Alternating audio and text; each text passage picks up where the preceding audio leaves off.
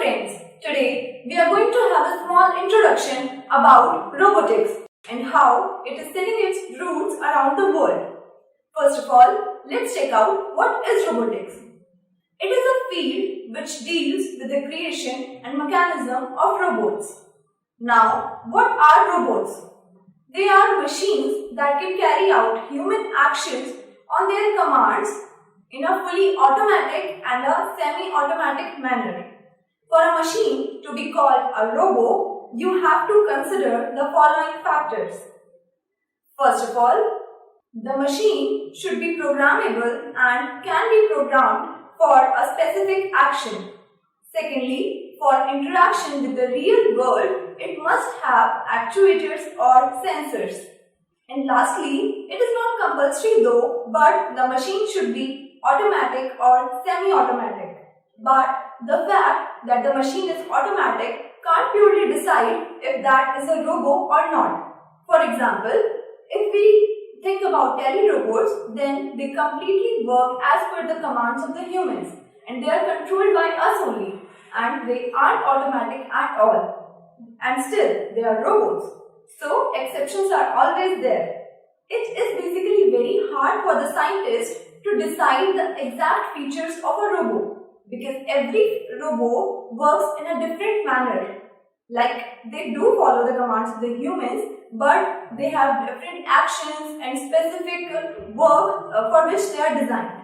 For example, some scientists say that artificial intelligence or AI can be the sole factor to design a robo. But as per others' knowledge, AI is just a small part of the functioning and not the entire working of a robot. If we talk about the sales of the robots, then in 2018, it has increased up to 30%. And the basic key drivers are the manufacturing industry, which is actually forcing the manufacturers to go for automated machines for the working. You would be surprised with the fact that 30% of the entire robotic supply around the world is owned by the manufacturing industry only. The electronics industry is also owning about 32% of the total supply of the industrial robots. Since the past few years, we have seen a dramatic rise in the usage of robots. In the future, we can expect even more number of people using and buying robots. According to the circuits of the robots and the tasks they perform, we can classify them in the following categories. First is the simple level robot. Such robots are very simple to use and don't include any complex circuits, like the washing machines at our home. The second in the list are middle level robots. These are programmed robots, but the programming is only done once and not again. For example, fully automated washing machine. The third in the list are complex level robots. These robots can be programmed and reprogrammed again and again. For example, computers and laptops. They also contain various complex circuits. Now, let's move on to the applications of robots. First of all, household bots. These robots are used at home for domestic purposes, like we have washing machine and even vacuum cleaner. Then there are industrial robots. They are used by industries and manufacturers for carrying out various tasks like painting, material handling, welding, etc. The third in the list are service robots.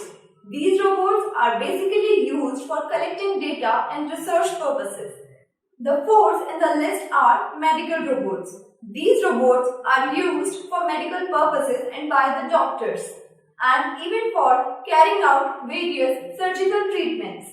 You must have seen the videos on the YouTube. If not, you can check them out now. Then we have military bots.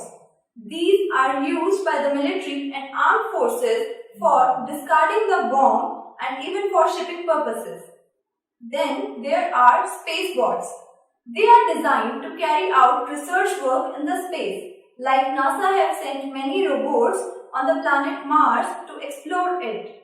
The last one in the list are hobby bots. These are basically created for learning purpose. For example, line followers and sumo bots. After knowing all this information about robots, you must be very excited to know more and more about robotics. To motivate you even more, here are a few points. Robotics open doors for opportunities. What I mean to say is, to become a successful robotic engineer, you need to gain computer skill, logical skill, mathematical skill and creativity. These will also get you jobs in various other industries around the world. The second is innovation. Innovation is the basic characteristic of a robot. And with each growing day, we are moving on to the next level of innovation. The third is challenging. Robotics include deep knowledge and creative thinking. With these comes the problem-solving abilities. And problem-solving ability would get you a good work-life culture. The last point is continuous learning. For robotics, you need to take guidance and help from an expert, which ensure continuous learning. With all these amazing benefits, I would suggest you to try robotics for once and relish the best technologies around the world. This was all about the introduction of robotics. Thank you.